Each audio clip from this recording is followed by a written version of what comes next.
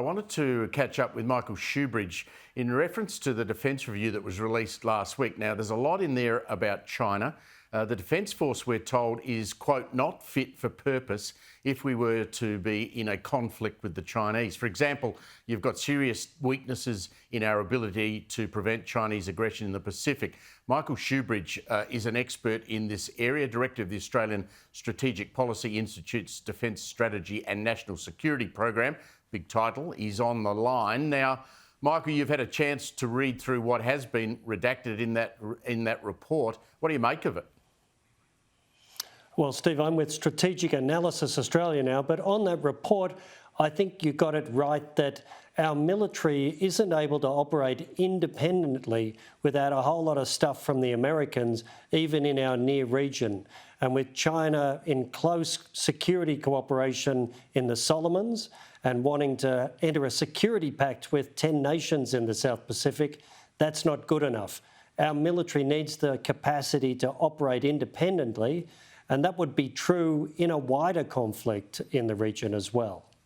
We've turned our attention to that region. The new Labor government says that it was largely ignored during the Morrison years. They disagree with that assessment.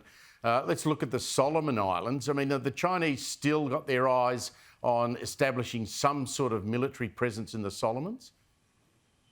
Yes, they do. And in fact, the agreement that Prime Minister Sogavare in the Solomons signed with Beijing, with the government in Beijing, allows for the Chinese military to turn up and get logistics support, things like fueling and spares in the Solomons. So there's been a lot of talk about, is that about a base? Sogavare says no, but really, if Chinese military ships and aircraft can turn up and get logistics support there, that's 1,700 kilometres from Townsville. We're hearing some more positive news, though, out of PNG, aren't we? There'll be a major meeting there of the US, I think Japan and Australia coming up. I mean, it seems that we've got PNG back on board.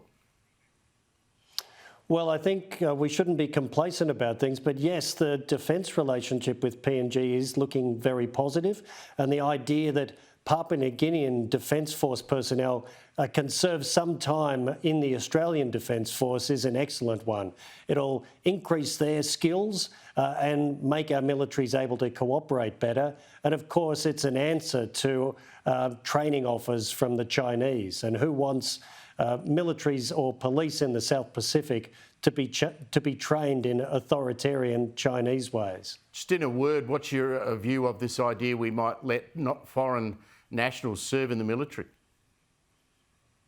I think if people want to serve in our Defence Force, then we should allow them and give them a path to citizenship. We can't get the people we need into the military. We have to be more open-minded. Always a pleasure to pick your brains, Michael. Thank you very much. That's Michael Shoebridge there joining us.